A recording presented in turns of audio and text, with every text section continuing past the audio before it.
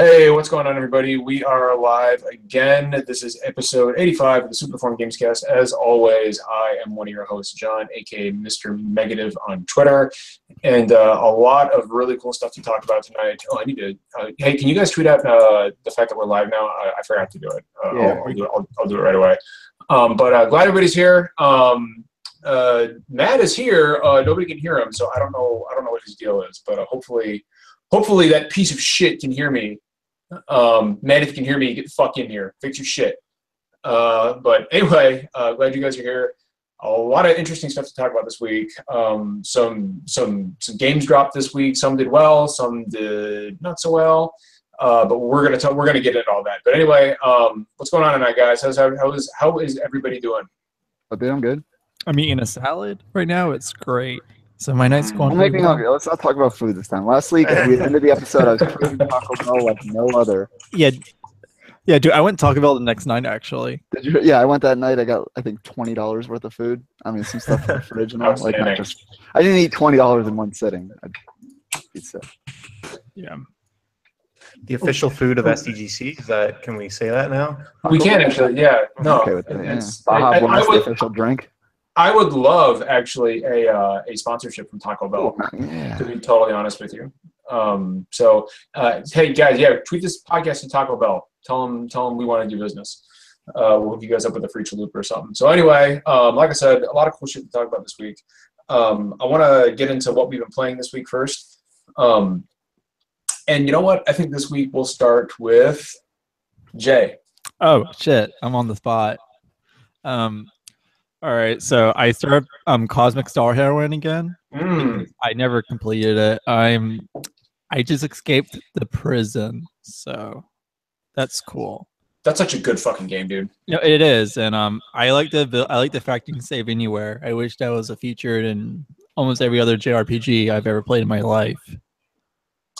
I really liked Cosmic Star Heroine because it was for me it kind of scratched that Chrono Trigger itch a little bit, and there was oh shit, I need to silence my phone. Just from the visual and aesthetic, and of course the combat is similar. But also I really appreciated the very overt Phantasy Star vibes that game gave as well. So I thought it was a fucking phenomenal game, and I will almost certainly replay it. Yeah, and I've been playing Res Infinite again. Hell yeah! I am playing on my PlayStation 4 though, not on my computer, but it's now out on Steam. So if you've never played it before, surprise release on Steam out of fucking nowhere. Only $20. Yeah, it's just like, hey, here's one of the greatest games of all time on PC. Finally. Yeah, totally. And I downloaded the demo for NBA Live 18, and I've been playing that quite a bit today, and that's been fun. So I want to, because I've been trying to break this 2K addiction because it's really bad at this point. I can only imagine what Res must look like in 4K. There's a digital Foundry video where they push it up to 16K. Holy shit! Yeah, it's ridiculous. I think that might actually be enough to kill you. I'm not sure pretty much anything. I am not sure. And all that shit. Super cool.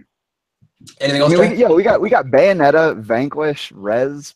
PC. It's been a good year for PC, dude. All you guys need now is Final Fantasy VIII again. And there you go. You guys will be great. Like an actual good port with like the original soundtrack, not the PC soundtrack first. To be fair, I am surprised we have not gotten an HD remaster of 8 yet. I really am. I think it'll happen sooner or later. But there he is. 8 is definitely like the redheaded stepchild of like. Can people hear me now? Yes, we can hear you now. There you are. Perfect. Awesome. Sorry. You were better when nobody can hear you. Anyway, please continue. Oh yeah. Well, I already mentioned this, but we were talking about Res while I was talking about this. But the demo for NBA Live 18 came out today, and that's been very exciting because there hasn't been a new live game in like 2 years, and 2K is kind of just like taking over the NBA market at this point. Wasn't the last one a disaster? Yeah, no, it was a disaster. I bought Live 15, and it wasn't great, but you can tell it was like. I remember hearing about it, and I don't even pay attention to like sports games and stuff. Yeah, but no, the demo for Live 18 is good so far, and I think them like going with the move. If you pre-order it, it's only $40 is a pretty smart move on their part. So I might be looking into a little more. Try to get people who maybe felt betrayed. Is that coming out on Switch as well? I don't think No. so. 2K18 is though, and it has amiibos. Yeah, it is. Yeah, it is coming out on Switch. Yeah. Why What? is it? Really? Which Yeah. game? NBA 2K18. I believe I'm almost 100% confident that's hitting Switch. It is because it is Live because is already has though. amiibo support for it. Amiibo support. Yeah, so you could play as Mario in this game. You could play Naked Bayonetta. You could play as Link. Actually, it It'll be the turns best. out in order to unlock the 3-point shot, you have to buy an amiibo. Yeah, pretty much. So Fatal Fudanari in chat says Can you break the backboard with it? apparently it's digital only first, but it is coming to the Switch. That's awesome. So that's all I've been playing this week, which isn't too exciting, but I'm excited about another basketball game. So It excites me. You see, I get real excited when you talk Are you about it. excited about Pyre? Because that's the best basketball game. It really is. I only play NBA basketball games. I don't play fantasy basketball games. Lame. All right, so I'm actually watching the podcast on the other window, so I can look in chat, and I just saw myself rub my own nipples. So that was surreal. Okay, let's move on to Jeff. Dude, I know what you're playing this week, but I got to tell you, I have really enjoyed your tweets about The Long Dark. I feel like I'm taking this journey with you, and I'll be honest with you, dude. Not normally my kind of game, but I picked it up on PSN, and I'm going to start it this week solely based on following kind of your journey on Twitter.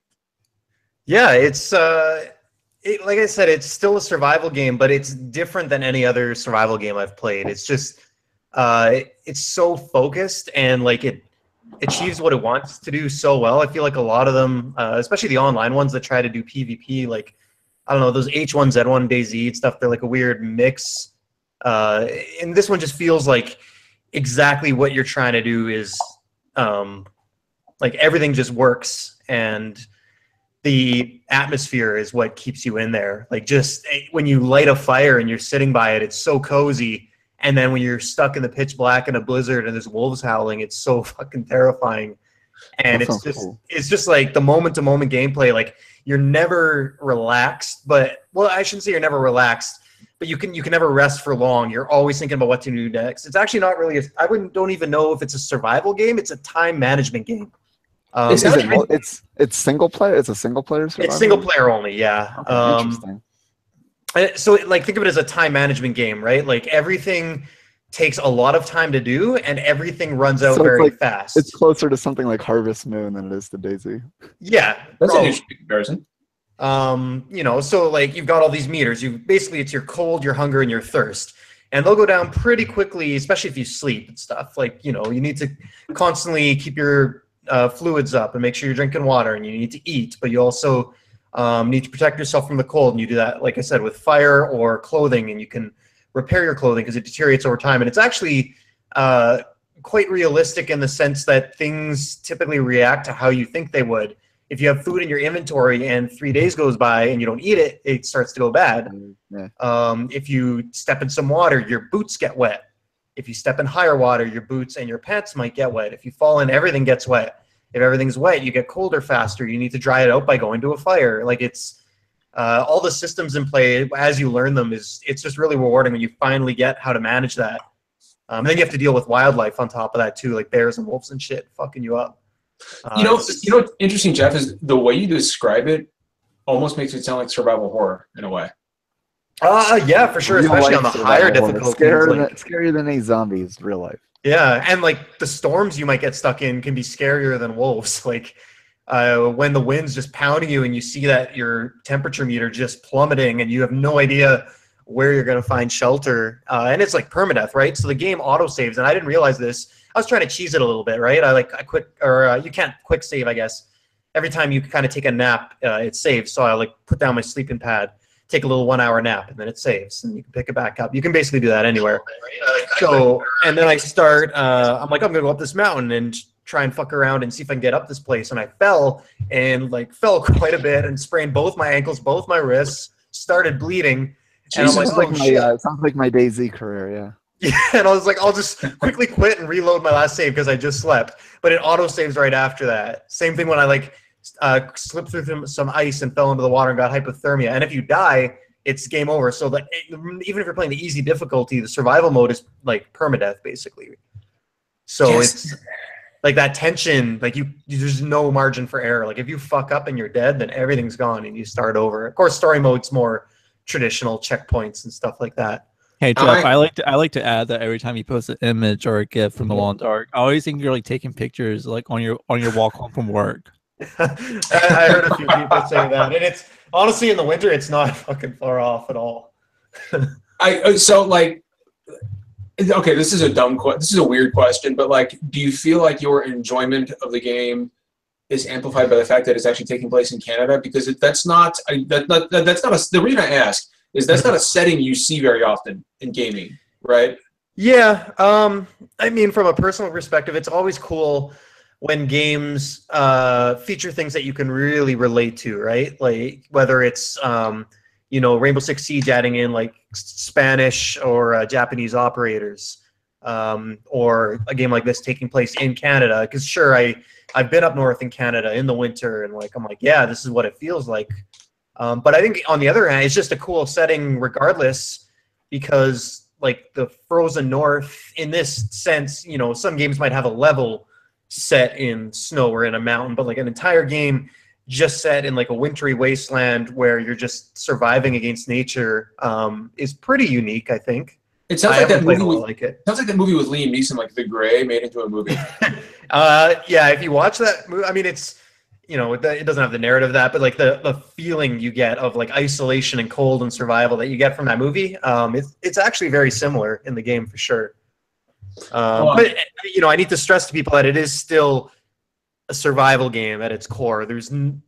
It's one of those things where like, again, in survival mode, which I'm talking about, which is kind of probably the meat of the game, it's about creating your own stories, right? So I've got these stories that I'm tweeting and threading them, and I spent a night trying to go up here and this happened, come back. And it's just about generating those. If that's not your thing, if you need like, cutscenes and dialogue and objectives and stuff, story mode has some of that, but it's pretty bare bones. Like it's basically just giving you a little bit of structure. It's still the sandbox elements. So I wouldn't go, anyone knowing it has story mode shouldn't go into there expecting something like Firewatch or, something of that nature where it's very refined storytelling and a lot of dialogue. Like it's, I would, say it's above average, but it's not great.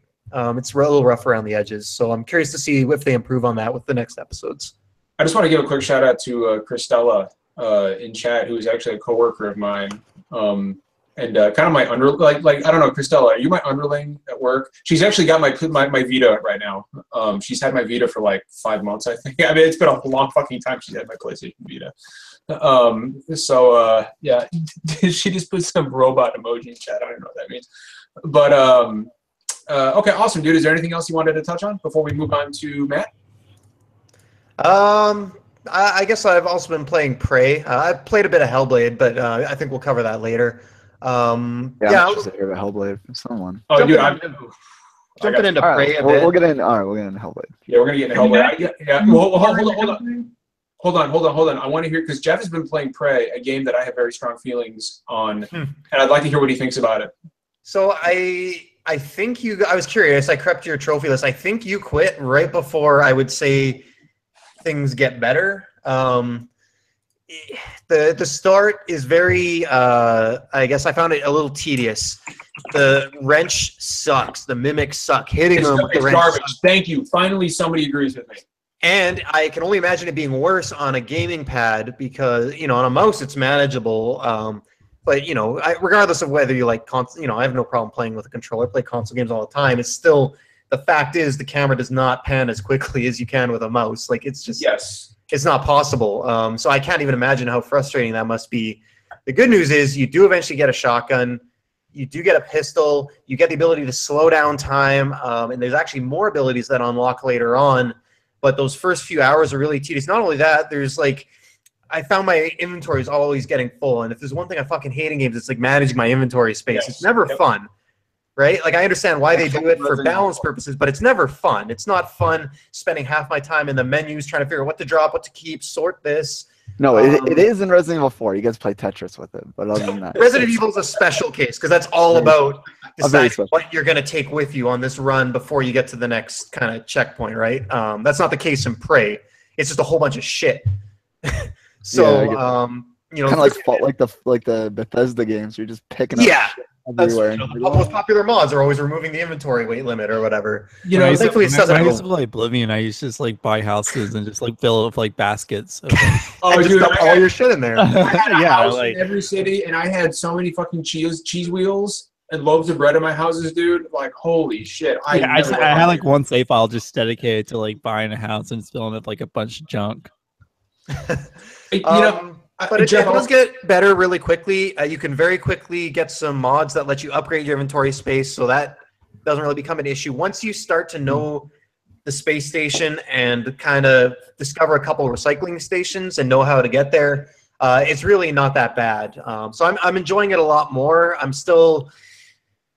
It's still like a, you know, maybe like an 8 out of 10 right now at the moment. I'm not getting that like game of the year type vibe that I was hoping I might. The atmosphere is amazing though. The music's really good. That's the thing. I did really like the atmosphere. It reminded me of BioShock, but my two biggest issues, and I've said this before, but I'll just say it again real quick. One, I felt like it was too derivative atmosphere wise. And I don't think I feel like they were trying to ape BioShock as opposed to draw inspiration from BioShock. And two, not only I could have forgiven the subpar combat if there wasn't so fucking much of it. Well, I just tweeted out like an hour ago. I thinking about it more. It's not that the combat, like once you get a couple weapons abilities, the combat's not bad in my opinion. It's fine, but like you said, there's so much of it, and the whole game seems based around crafting this intricate spaceship with all these different paths and all this stuff to explore. There's notes and books and like audio logs. But I don't want to explore because every fucking step I take, I run into another enemy and they respawn and they hunt you. Like it's unrelenting. I can't get 5 minutes of peace to just look at, and I feel like it really kills the flow of the story for me right now. I want to point something out in chat real quick, by the way. Kugasu said RE4 attaché case organizer was GOTG. Yeah. That would be a fucking amazing mobile game, would it not? RE4 attaché case organizer. It just turned into like as a clicker. Tetris. Yeah, I just have fucking shotguns and like green herbs falling down. And you gotta, dude, Capcom's sitting on a gold. Seems like an on live console exclusive. That'd be fucking awesome. All right, well, I want to keep this ball rolling. We'll move on to Brandon. I am actually playing something other than Overwatch. Holy shit! Jesus Christ! I blame Lawbreaker, guys. Don't get too excited. It's Lawbreaker. I picked up my 3DS and I got Battleborn. My save file of Earthbound on 3DS. Oh, good man, dude. Because I just felt nostalgic for it. That's the reason to play those. You're gonna need a Nintendo Switch when Mother 3 hits. I'll buy a Switch for Mother 3. It's gonna happen, dude. It's gonna. I love how people in chat are actually gasping at you playing something other than. If they do it, I will. It's too bad we're not on Twitch. We'd be getting a lot of Kappa right now. Yeah. Well, who knows? If we can't sort out our problems with notification costs being sent out to subs, then that may be a fucking possibility. But yeah, no. Okay. No, dude. Earthbound is fucking classic. I love Earthbound. It's one Who of the doesn't love Earthbound? I don't like people that don't. Like Earthbound. I know people who do not love Earthbound because I do too. There's plenty of people. I mean, the gameplay is pretty rote and standard. I really don't like Earthbound. No, I mean, I you know what? But my whole life I've tried. I didn't play it when it came out. Jay, you also don't like Super Mario Brothers games. Like let me talk. So, sorry, Brandon. My whole life I've been trying to, relate my dislike for Dragon Quest with my love for Earthbound. See, I think Dragon Quest is great. See, I hate Dragon Quest and I love Earthbound. And it's the reason I don't like Dragon Quest because the fucking battle system. I think it's boring as shit and I can't play that for like 50 hours. It needs an update. However, I love Earthbound despite having the exact same boring ass battle system. Yeah, that's my problem. My favorite thing about Earthbound is the music. The music is amazing. Fine. I will not accept any bad saying. Earthbound's final boss is one of the greatest final bosses of all time. Isn't it just like that fat blonde kid? Nope. And if you haven't played Earthbound, I'm not like if you haven't played Earthbound, you cannot grasp the true form of the final boss. True form. That's all I'm gonna say. Anybody who's played it knows that reference. But Brandon, so yeah, dude, that's awesome. Earthbound comes to Switch on Virtual Console, I will give it a shot. You got a 3DS, don't you? Oh no, I got rid of that when I got my Switch. You sold your 3. Oh, I forgot about that. Never mind. Are you regretting that at all? You know, I regret it in the sense there's a lot of games on 3DS that I might play, and then I remember I can't play my 3DS for more than 50 minutes without my hands feeling like just garbage. You can play Dragon Quest 8 on there, and Animal Crossing. I'm playing Hero League Between Worlds right now. I do miss Animal Crossing. It was worth suffering the pain, but we all know Animal Crossing Switch is coming soon. In chat, Shitcase Jeff sold his 3DS. Fuck off, Chris. Returns. All right, Brandon, anything else you want to mention, man, before we move on to Matt? Nothing? Okay. Nope. Matt, what are you playing this week, bud? We're talking about me, right? No, Yes. the other Matt that's not here. The only one here? Well, I'm about one liberation right away from Platinum Pyre. Nice, dude. I'm going to go back and do it myself. Is that a full 1,000? God, is it so good. It really is. I saw you playing it the other night, actually, while I was playing Hellblade. Look,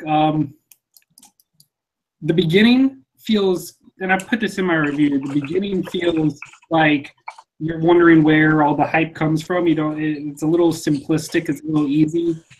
But once you hit the plot twist and the game starts opening up and giving you more options, it really just becomes a very tense affair. Man, it's good. I've been playing Pyre. I finished Phoenix Wright Spirit of Justice, finally. I've never played a single Phoenix Wright game. We're missing out. Love it. There's nothing like yelling objection like a goddamn fool. I yell that at my wife all the time. You can press a button and do it, but you can also yell it at your 3DS, and it's just so much more satisfying. I'm surprised you guys don't yell that at me more often. Nah, it's fine. And then are you smoking? Me? No, it's a pen. Okay, I thought you were smoking. I was like, Matt, that is a filthy, disgusting habit. I thought you were fucking smoking a cigarette, dude. No. What are you doing? And You then just picked it up why last I week. hope that the conversation doesn't get too technical later today, because I wanted to finish Pyre, I just turned on Hellblade, so I haven't delved into it yet, and I want to avoid as many spoilers as I can. So, I can tell you that the game involves a blade, and I think it Is it takes from place hell? in hell. oh, No sweet. way. So this is where we will slide real deep into what I've been playing. Hellblade's DMs. So, dude, I'm about to get so deep in Hellblade. I actually just finished it about 30 minutes before we started the podcast. Took me about 8.5 hours to clear. This game has supplanted Resident Evil 7 as the front runner for my game of the year. Oh, shit. I'll tell you this much. So I have lived my entire life with generalized anxiety, which is classified as a mental illness. So I have a mental illness, and there's a huge stigma around having a mental illness. And there's also a huge stigma in media depictions of mental illness and whether or not people can get it right, whether or not it's politically correct to do so. And so when I heard that this game was going to tackle the subject, I was both curious and a little apprehensive. But I like Ninja Theory games. It's been a while since they've done something really, really good. So I was like, okay, I'm gonna dive in. And at $29, that means this game is a fucking steal. It is. Yo, that price point is insane because it looks like a full-scale AAA game. No, it is. No, Brandon, it absolutely is. Here's the thing. So this is the first, I think, independent AAA game. The minute you play it, you're like, this is a fucking AAA production without question. The game itself, by 20 people or some shit. The motion capture is fucking insane. Like, the animation is so good. The Well, visuals, it's crazy because Heavenly Sword was at when that came out, nothing touched it in the mocap department. Like, it was a tour de force back in Yeah, definitely. I'll tell you this right now, the visuals are some of the best I've seen this gen. And if you're playing it on PS4 Pro, obviously if you're playing on PC, you can get 60 frames a second. But if you're playing on the Pro, they have the option to do prioritize frame rate or resolution, so you can play it at 4K or 30 or 1080p 60. And this game runs like fucking melted butter. I mean, it is wonderful. It looks great. It runs great. And the sound, guys, the sound. So if you're playing this fucking game, if you pick up Hellblade, I played it with my Sennheisers, and that is a must. Do not play this game without a headset, because all the audio is binaural, which means that everything's coming at you from... I have never heard a sound mix in any game this good. And the reason I say...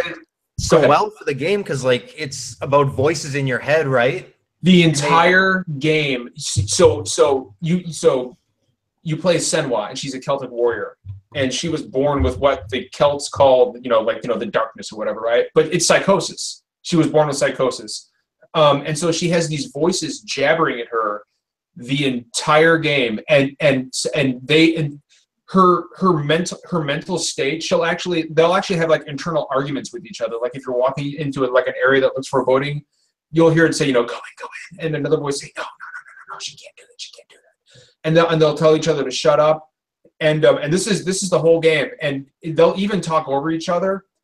If they have these lore stones throughout the game, right? And you go to a lore stone, and you hear the voice of your dead lover, and he gives you some he talks about Norse mythology, right? Well, the voices will actually try to talk over him and get your attention. It's constant because it's a part of you. And the crazy thing is that when you're in combat, the voices will scream, behind you, or get up if you get knocked down, or sometimes they'll tell you to just give up, you can't go any further, blah, blah, blah, blah, blah, we should just die now. And it is the handling of mental illness in this game is done in such a way that I streamed it the other night, and then I let Sam Tolbert share play it for about half an hour. The way that mental illness is depicted in this game could only be done in a video game. This would be impossible to do in a movie. Absolutely impossible. I was blown away, and it is a creepy fucking game too. Like the imagery is out of control. It is a really, really dark take on Norse mythology. Didn't Ninja Theory actually like look up research and talk to doctors and stuff that had conducted? That's what I thought. I mean, dude, I am blown away by what Ninja Theory was able to accomplish, and the combat itself is really fucking good. I mean, it's the guys with Heavenly Sword. It's it is deceptively simple, but also incredibly engaging and intuitive at the same time. And the way she moves is very acrobatic, and when you're striking an enemy, it's very visceral. There's that you can almost feel the sword with that wet splat into somebody's flesh. I mean, it is just absolutely fucking incredible. Just a wonderful fucking game. And apparently, if you get all the lore stones, there's it unlocks the true ending. So actually, tomorrow night I'm going to start my second playthrough. But here's the thing: even if there was no other reason for me to play this game again, I would have started a new playthrough tomorrow night anyway, because it is that good. All I want to do is dive back in and experience this all over again. Jay, I just want to say they didn't just consult psychiatrists. They actually partnered with them and had them, as I understand, they worked with them throughout the development of the game. It wasn't a couple emails to get some background info. They actually had consultants, I assume on payroll in some form, and actually worked with them through the entire process and built the game around that. All right, cool. Yeah, that's pretty dope, actually. I mean, honestly, taking a beat. About 8.5 hours. So I say, dude, it's a full-size game, and honestly, it didn't need to be any longer than that. It was the perfect length. They rarely do. It was the perfect length, and I don't like when games overstay their welcome. Alien Isolation is probably the most relevant case I have of a game just overstaying its welcome. But this game is paced perfectly. The combat encounters themselves are paced very, very well. The boss encounters are fucking incredible. I'm not going to tell you about those. All I'll say is that they're great, and they do a really good job of switching up the fighting mechanics. It's not just, you don't just go into a boss arena and dodge and attack like you would regular enemies. And it is just, I mean, God, this fucking game. I was thinking about this game all day. I'm actually writing a review as we speak. That's going to go up on the website and OpenCritic tomorrow. But I'll tell you guys, I'll go ahead and give you guys a score. I highly recommend you read the review because I got a lot to say about it. But I'm giving it a perfect score because it is. I mean, this honest to God is the game to beat this year, and I'm not sure any other game is going to come close. This is by far my favorite game this generation. Well, I mean, John, you still have to play the Mario and Rabbids game. So wait, more than Final Fantasy 15, more than Resident Evil 7. Was Resident Evil 7 your previous game of the year coming in? Yes. Okay. Huh. That's crazy. I like this game. This is my favorite game. This is my game. So far, this is my game of the generation. Can I offer a counterpoint to the perfect score? Of course. You know, I'm only 3 hours in. The game's good. I have like some issues with it. You know, this might just be me being dumb. I'm dumb in games sometimes. I'm bad at puzzles sometimes. I find some of the puzzles are a little obtuse, a little clumsy.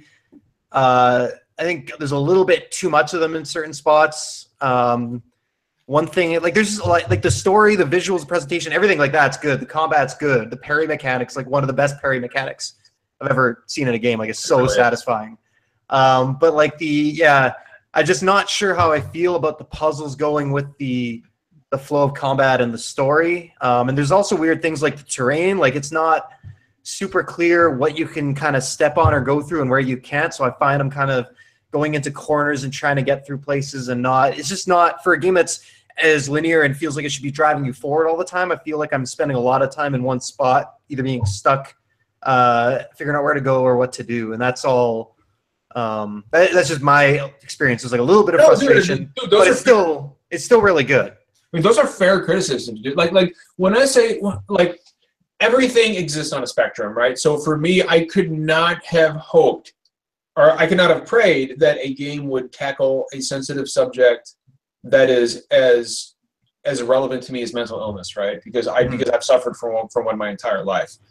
So when something comes along, which is already a great game, and handles a very, very tough to tackle taboo subject like mental illness in such a tasteful and meaningful and well-researched way, then you instantly have my attention. A lot of people think perfect score means perfect game, and we know that's not the case, right? Like it's like that just speaks to how much it spoke to you that whatever its problems, everything else was so good that they don't really matter. Here's the thing. With that, Jeff, I'm glad you said that because I agree with you 100%. It doesn't mean the game's perfect. In fact, if you watch my live stream of the game, I spent 5 minutes going like, what the fuck am I supposed to do with this puzzle? The very first puzzle in the game. I was like, what is going on? Because the game, as you know, Jeff, and for everybody else, it tells you nothing. It tells you nothing. Like even about the combat, I got like a Northman walks toward you and you're like, fight him. And that's it. I was like, okay, I don't even know how to attack. I didn't figure out you could use focus in combat until like many battles in. I just accidentally hit accident. Yeah. So let's talk about. I want to touch on the permadeath real quick.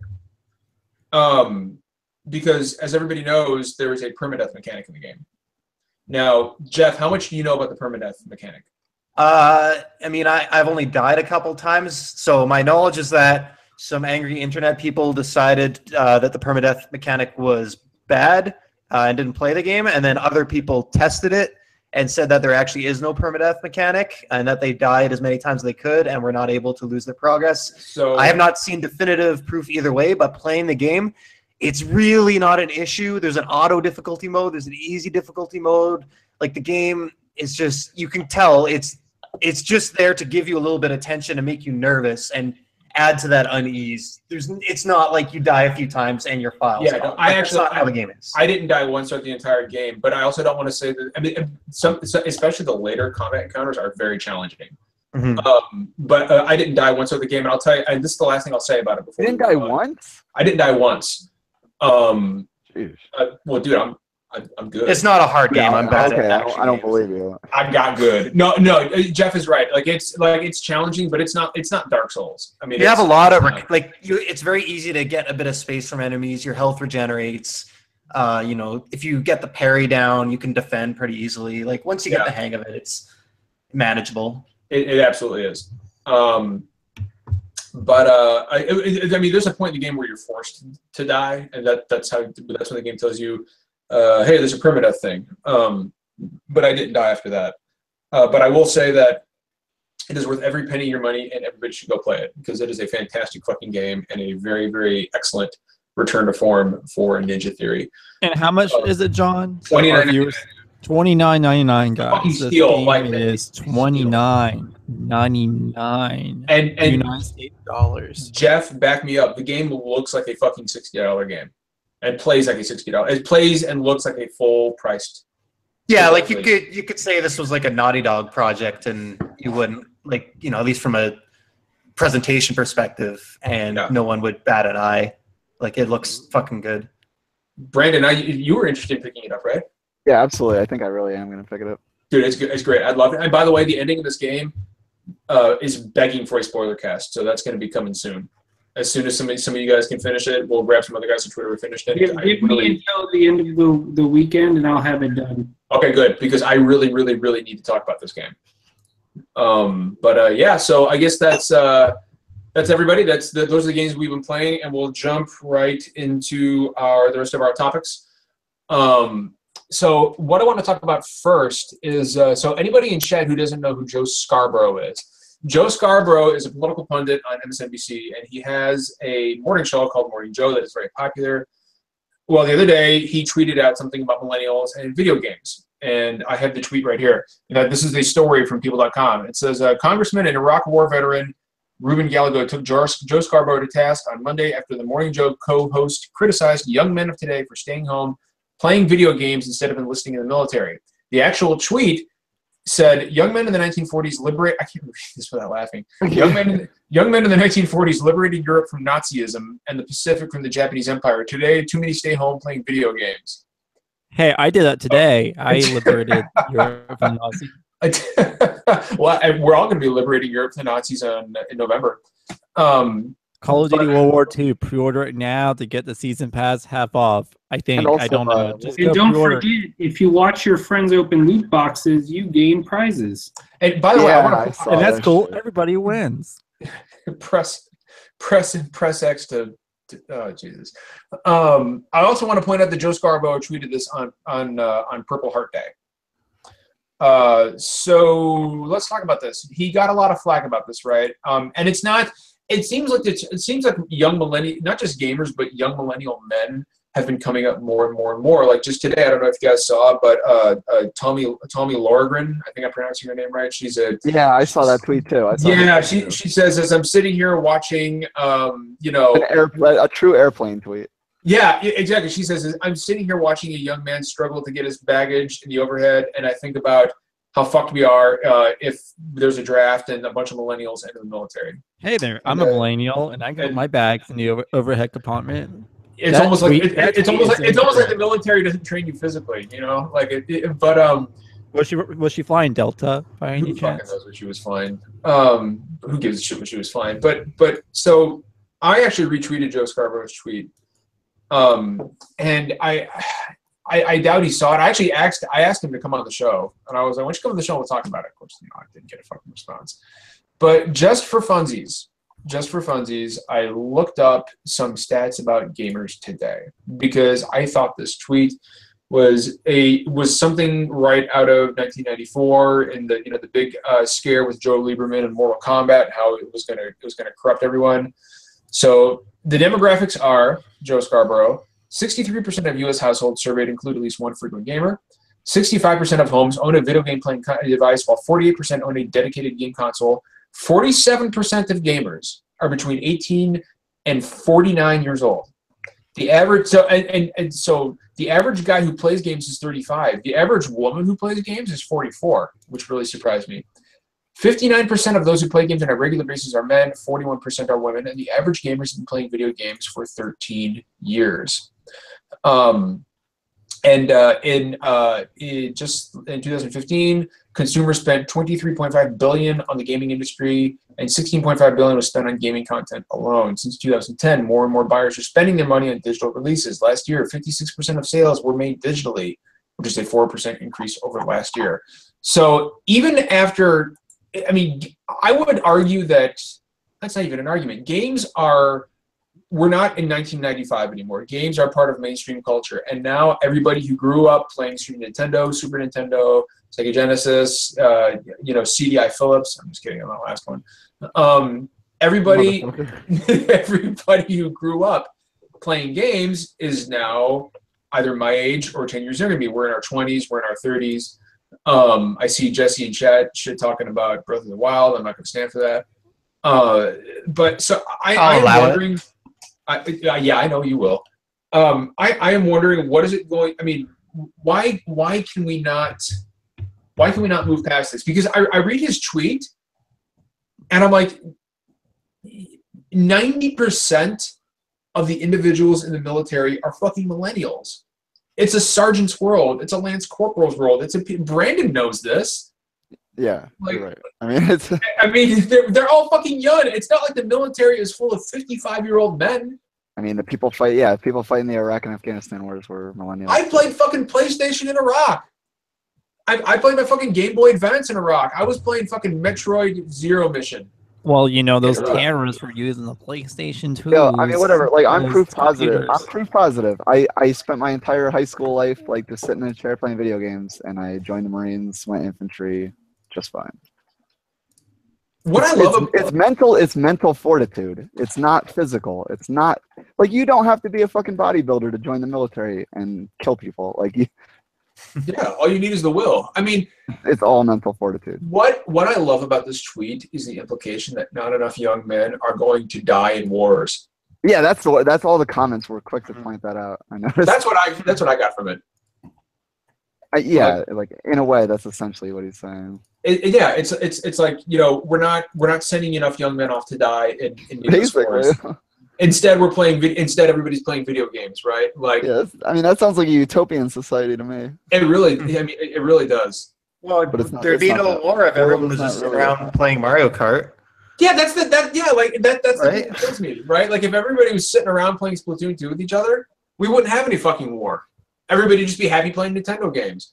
I mean, it's a little frustrating because I served for 5 years, and I did my time. I did my time in the military. I deployed 7 times. I saw a lot of shit. I was wounded. I lost a few people. I still remember their names. And I'm here. I'm just fine, and I'm playing games. I play games every fucking day. The attitude that these gamers, they're lazy and they don't want to work. They don't want to do anything. It shouldn't bother me, but it does. It does. I mean, it's fine. Like, I mean, you can play video games and still be like tough physically and mentally. Like, they don't cancel each other out. I don't even think it's not about being tough. It's just about being an adult. You can play games and be an adult. Exactly. It extends. Taking the shit way too seriously. Like, games are just entertainment, right? Like, it's like reading a book, watching a movie. Like, it's just there's no difference. You're just consuming. I mean, they're not content. just talking about people who play video games, though. They're talking about the entire generation. But like, we've already been through a war on terror with the generation of millennials. And, and we're about to go through another war with North Korea. We did okay. The military did okay. Obviously, not American foreign policy. The military did their job in that war. Yeah, I mean, I think a lot of it just has to do with like the stigma of video games as well. I mean, we talk about like the '90s. I mean, that was only 20 years ago, but that same stigma that we had for video games back in like 1995, we still have that today. Like, it hasn't changed at all. Like, I know we had discussed a couple weeks ago about like how people get like about like walking simulators, and it's like like these games tell a story. It's like, well, people who don't play video games won't recognize that it's just a video game. And those same people still think the same thing about millennials playing video games. I mean, they think it's just a waste of time, and that's what separates the men from boys or whatever, something like that. Well, I mean, honestly, the change is happening because everybody. I mean, all the adults and all the millennials now who are growing older every year, we are the ones who grew up playing games, and we will be the first generation of grandfathers who are. Even like 60-year-olds right now grew up with Atari. Yeah, exactly. Yeah, so I mean, it's coming. The change is coming. It's not coming as much as because I get it's video games and blah blah blah blah blah. But look behind me. I mean, this is a hobby that I love. This is a hobby that I grew up with. And so when somebody tells me, especially after everything I've been through and everything I've done in my life, like I've done things at war that are both noble and things that I'm not especially proud of. I did these things to survive. I did what I had to do. And I am a responsible adult with a family and a very important job.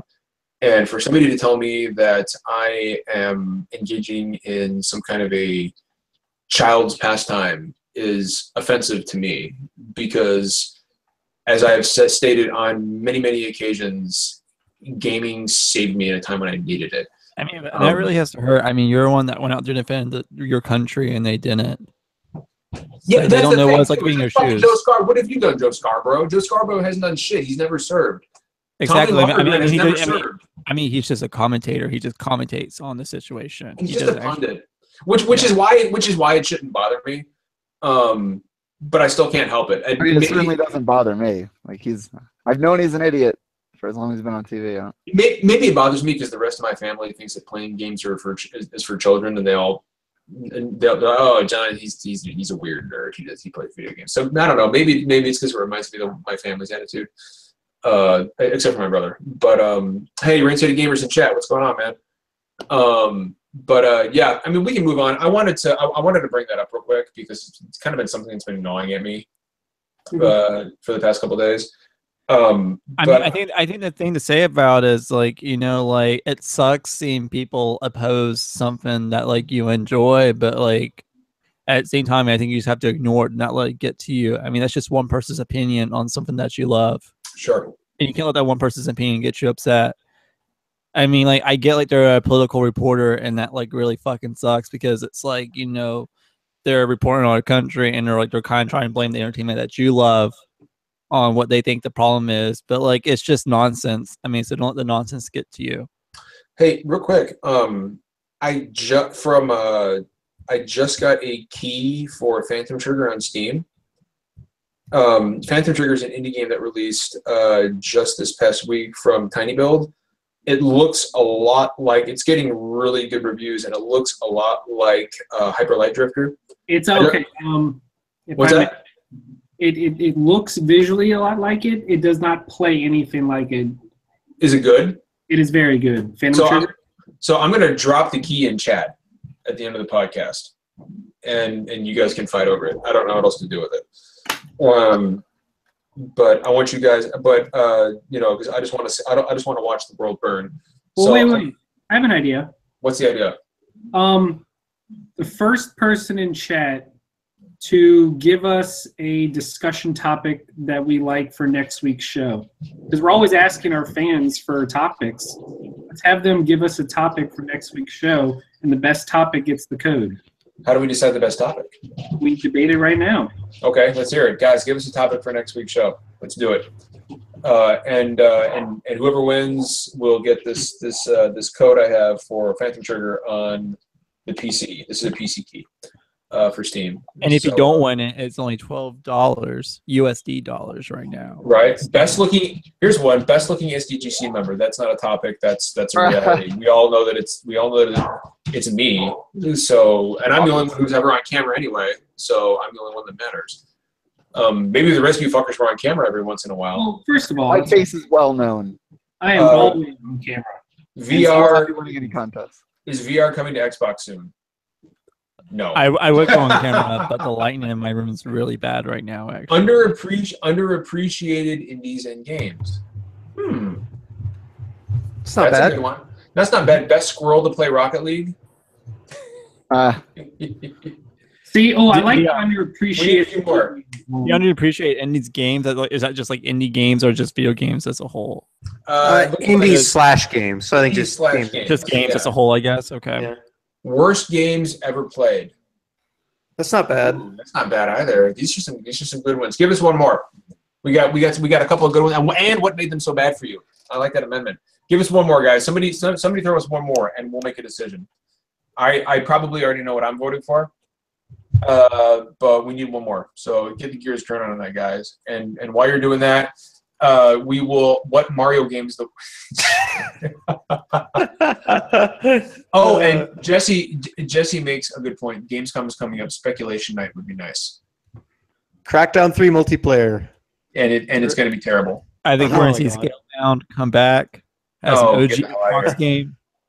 It's going to come out along for Crimson Sky. You know what? Honestly, I like. Yeah, I'm gonna give a shout out to Matt Cawthron. Matt's my really good friend of mine. What's good, man? Brandon in chat, who I'm assuming is not our. No, that's not our. Nope, Brandon. not even. Worst game you forced yourself to finish. We got some good. We got some good options in chat. I like Chris's answer. Worst games ever played and what made them so bad for you. My vote goes to the underappreciated one, just because it's always fun to find a hidden gem that you didn't know about.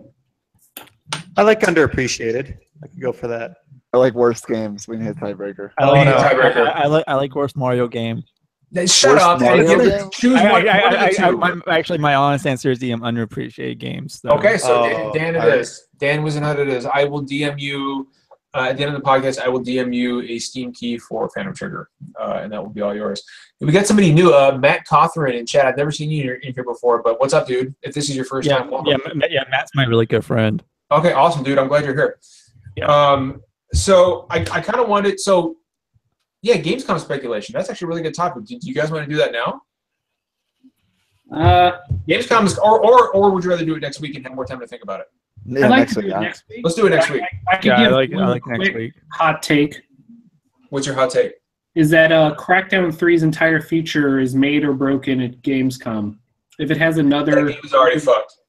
No, look, because if it's much vaunted and secretive multiplayer is demoed at Gamescom and it blows people away, then it's going to ride the last couple months of good press and hype. If it has a shitty Gamescom showing or a mediocre or even just an okay, the game's dead. All right. Yeah. So I agree with Jesse. That's not a hot take. That's a cold take. That shit is ice cold. That's a take that everyone here, I think, agrees with. Honestly, I think the writing's on the wall. I don't think it's going to be a good game. I don't think Microsoft has any confidence in it. I think if they did, we would have seen this much vaunted cloud-based multiplayer before now. There's certain games that you might show at Gamescom because it's in Europe, and I'm not sure that Crackdown is there's certain games like it's be like Gran Turismo Sport. If Sony didn't show that at E3 and they saved that for Gamescom, I'm like, I get that racing's big over there, but like Crackdown, I'm like, this is the kind of game, like especially with the multiplayer, that like North American Xbox audience would eat up. Like, why wasn't that a huge blowout at E3? It just seems so weird to me, but. Well, guys, just remember that Agents of Mayhem comes out this month. So and it's single player only? Is that still correct? It's single player only. So if you don't have an Xbox like Crackdown 3, you can buy that on your PlayStation 4 system. Here's the thing about Crackdown 3. The most we've seen of the game, aside from that kind of sizzle reel at E3 that I thought was the garbage thing, completely uninteresting, was the San Diego Comic-Con footage. And our friend Randall Thor 19 did a video on this. It showed so bad, and part of that was due to the fact that Xbox, for whatever reason, had these comedians playing it who had obviously never picked up a controller in their life. No. No, dude, it was terrible. And someone I've never even seen before, and they were garbage. Dude, it was terrible, Brandon. It was terrible. I'm talking like these guys have the controller, and it's just like you've seen in some really bad like old OneUp.com videos, or like Conan O'Brien when they're like he's like there's a big car crash. He's like, "Oh man, I'm getting a speeding ticket for that." And I'm like, "Jesus Christ!" And dude, the physics in the game. Was it like that time they got Zac Efron and like Snoop Dogg to play Battlefield 1? Yes. That was so good. Which was just still like the best like marketing scheme ever. That was so good. What's hilarious was Major Nelson was there desperately trying to salvage it as it went, and it happens where you get this point where the physics just go completely bananas, look garbage, and cars start piling up on each other, and Major Nelson goes, "We're trying really hard to have the game mirror real life physics." It was so Can I ask a question? Because I'm sorry, I hate asking this question because it's just such a dumb question. But what do you actually do in Crackdown? Like, you jump around, you kill the bad guys, you kill gang members and collect orbs. You collect orbs. But I can't. That's like the big part. I watched the gameplay video. So there's a single player mode. Like, what is the structure? I mean, in the first one, you took down gang members around the city. Yeah, you're a so cop is there in a missions? You're a cop in a big city. You're given these targets. and then you can tackle it however you want.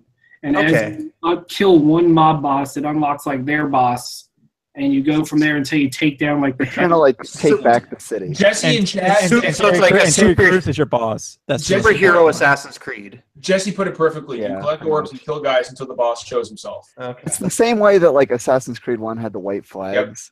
Crackdown had the orbs that you'd have to collect, but it's way more fun to do in Crackdown because you have like the cool super. And in Crackdown 3, Terry Crews is your boss. Yeah. Here's what kills me. The game is coming out November 7th. When does Call of Duty come out? November something. I don't know. October? I don't know. No, it's November. I think it comes out the next week. Or it might be the same day. I'm going to look up the fucking... Isn't that what they did with Rise of the Tomb Raider? That was a week after Call of Duty as well. Yeah, that was Rise of the Tomb Raider was the same day as Fallout 4. Yeah, but it was also sandwiched in between Call of Duty and Battlefront, I think. Oh. Call of Duty's November 3rd, so there's 4 days. 4 days, and then Crackdown 3 comes out. Yeah. And this game is being sent to die. Yeah. This game is going, and that is what? The week before that, you've got Mario Odyssey, you've got Wolfenstein 2, Assassin's Creed, Destiny 2 on PC. I mean, what the fuck? Crackdown 3 is this year's recore. Battlefront 2 is out 10 days later. So they're literally doing the same thing as Rise of the Tomb Raider. Yes, and I see people on Twitter and people on other podcasts who say this game's gonna fucking just make sales records. I'm like, I want some of what you motherfuckers are all smoking because it is some good shit. It's probably not legal, but I want it. I mean, well, and Jeff, you and I were having a very interesting conversation with a few other guys on Twitter this morning, or this afternoon, I think it was. And somebody said, I would not be surprised to see Crackdown 3 given away with the sale of every Xbox One X. And it actually made sense. Who was it that said that, Jeff?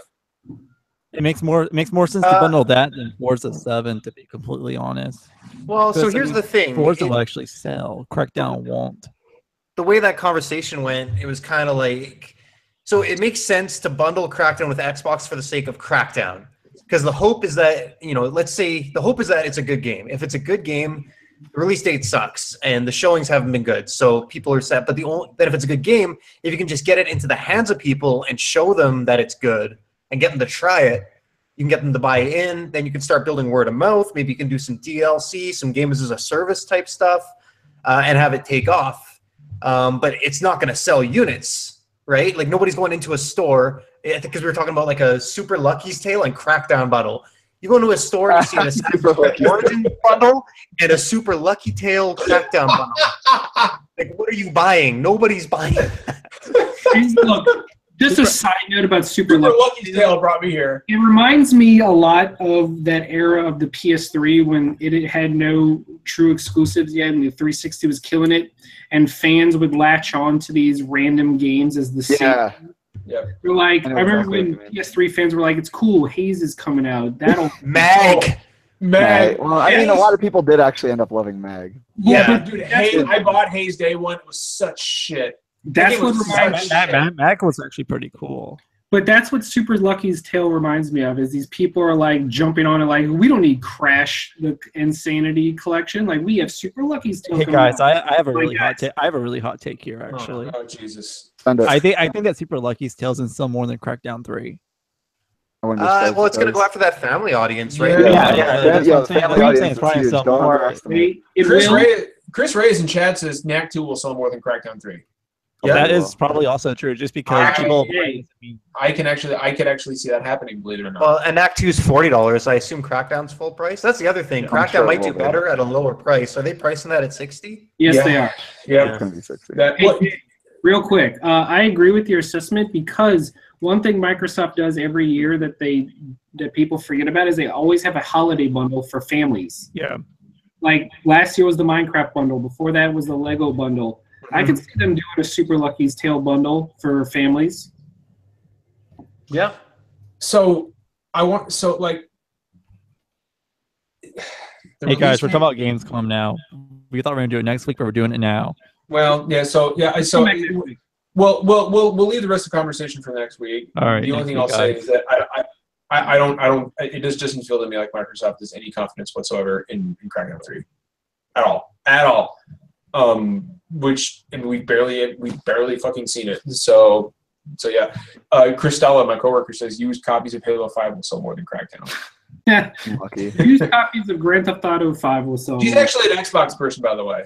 So. Halo 5 is actually doing pretty well. People are really into that. Oh yeah, dude, people still play the shit out of Halo. Yeah, which is good. I know Halo 4's multiplayer. Even my friend who's a diehard Halo fan was like not very pleased with that. But they, 343 seems to have done a good job, at least with the multiplayer aspect of that.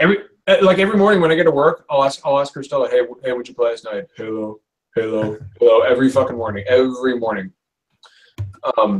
Anyway, so we will move on to another topic, and this is something that I really wanted to talk about. I was hoping I would be able to finish Hellblade tonight, so I kind of dive into it, and I did. So I'm glad I did. The issue of mental illness and mental trauma in games is something that has been touched on in several other games, but never really done the way that it was in Hellblade. Matt, you gotta leave? Yeah, I gotta roll out real quick. Something just popped up. I will talk to you guys. Are you going to have dinner with Hironobu Sakaguchi? Well, NDAs and all that. Where's our interview, Matt? Got it coming. All right. Take care, buddy. Later, dude. So, the issue of mental illness in games, I have not ever seen it done the way that Hellblade does it, but I know that there are other games out there. And Jeff, you played 3 hours of Hellblade, so you'll have some really good insight on this as well. As somebody who deals with mental illness and has my entire life, I love when games tackle subjects like this, and I feel like it was very tastefully done. But do you think that this is something that more games need to focus on, or do you think that games need to stay more grounded? I don't know that every game needs to go after mental illness. It would be cool to see games tackle different subjects with the authenticity that this one does. It doesn't have to be the same subject, but it'd be cool to see more developers go to the efforts and say, we want to build a game, not just build a shooter and then, it's going to be about this and just kind of half-assed. It'd be cool to see them build the whole concept of the game around kind of conveying and exploring this concept and to, bring experts in the field into the process and work really hard to make it convincing. And I think, it's not the same type of mental illness, but I think Spec Ops: The Line is another example of a game that I think handled the kind of mental anguish and torture and the effects that has also well, but in an entirely different way. So another game that comes to mind for me, but not in a good light, was Manhunt. Anybody ever play Manhunt? Isn't Manhunt the game about the psychopath killer who kills people? Like that's literally it's supposed to be kind of like a battle royale situation, but it's not really battle royale. And he's kill everyone in his sight to escape the game or something like that. Yeah, Manhunt kind of put mental illness in the spotlight as well. And isn't the second Manhunt? Doesn't it literally take place in a mental hospital? I think so. Yeah, I think so. And Jesse in chat says Manhunt was great. It's not a bad game. But after playing something like Hellblade, honestly, I don't know if I want to play something like Manhunt again. Simply because I feel like Manhunt's kind of, I don't know, I guess stigmatized mental illness in a way. I feel like Manhunt glorifies it more. Yeah, that's what I mean. Like a game like Hellblade does. I think Hellblade is trying to bring awareness to mental illness, while Manhunt's trying to glorify it and be fuck yeah, yeah, we're all fucking crazy down here, I mean, which isn't a good sign at all. So. Well, I feel like Manhunt fell into that trope. I just, looking back on it after playing Hellblade, which has kind of rewired my expectations on what a game can do to depict mental. Alice Madness Returns is another good one. Chief yep. That. That's a good shout out on that one. Great example. I feel like. You want to talk about games that overstay their welcome? Yes, that game went on way too far. Still a very good game. Still a very good game.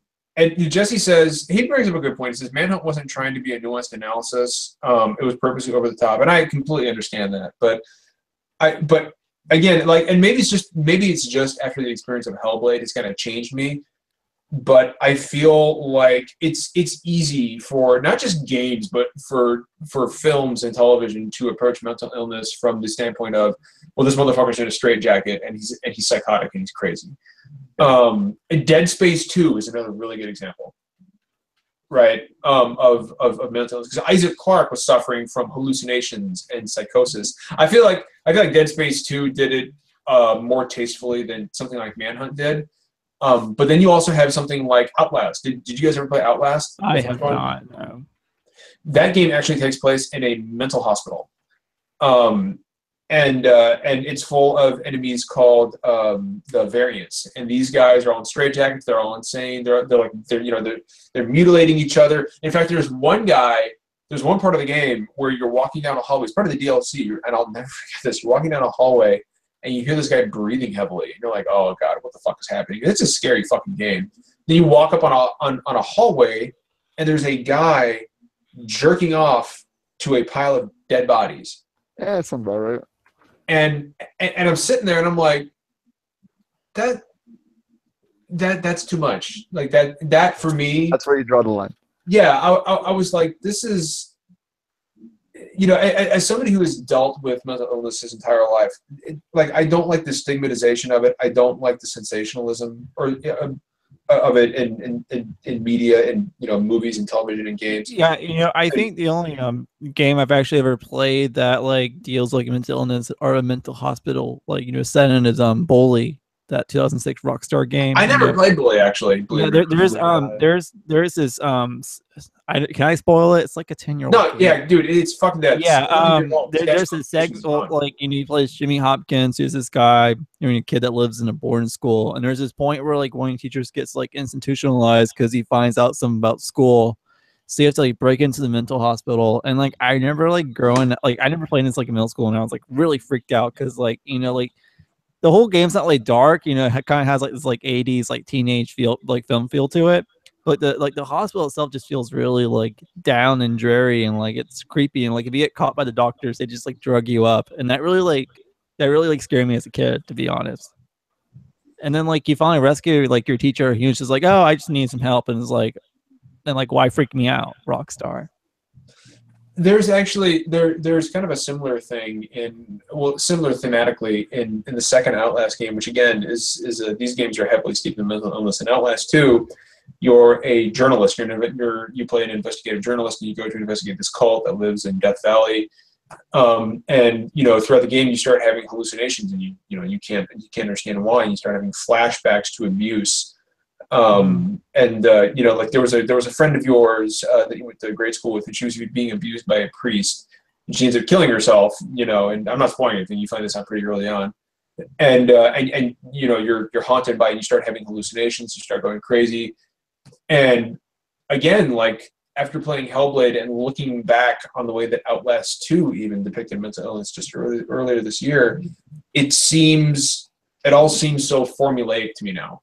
Yeah, and I applaud Ninja Theory for actually taking time to like work with like, you know, actual psychiatrists and like consult them on all the information to like make it, you know, as informative as possible, because like I feel like that's like the game's like strongest point from what I've been hearing.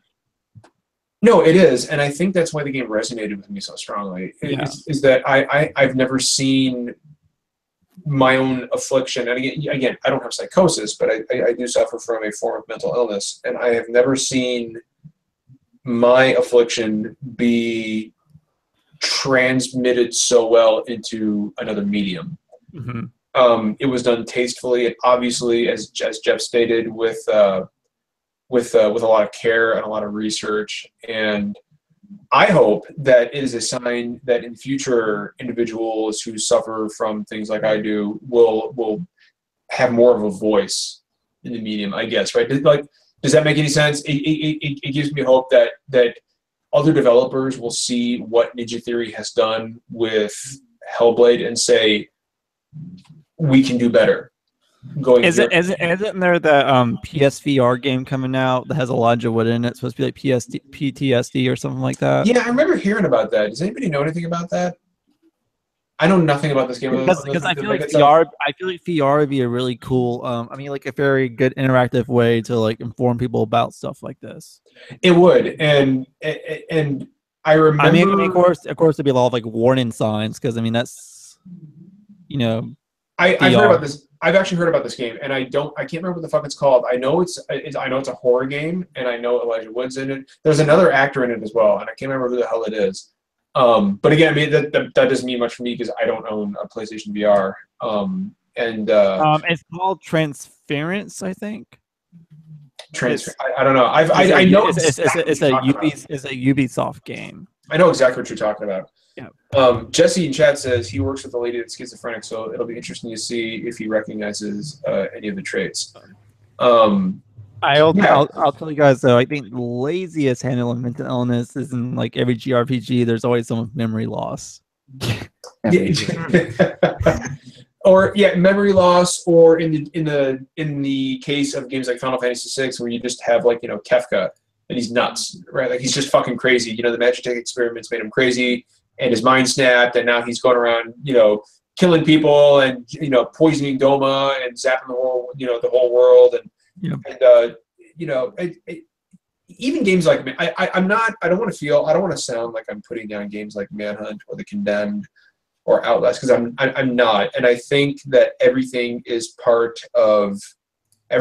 on a spectrum. I've said this many times, and everything is an evolution. And now these games have all led to something like Hellblade. And I guess the only thing I'm saying is that I hope that there is still a place in the medium for games that depict individuals with mental illness as psychos, right? Because we need horror games, and everybody should feel free to create whatever they want, right? Hey, Resident Evil 7 has plenty of those. Exactly.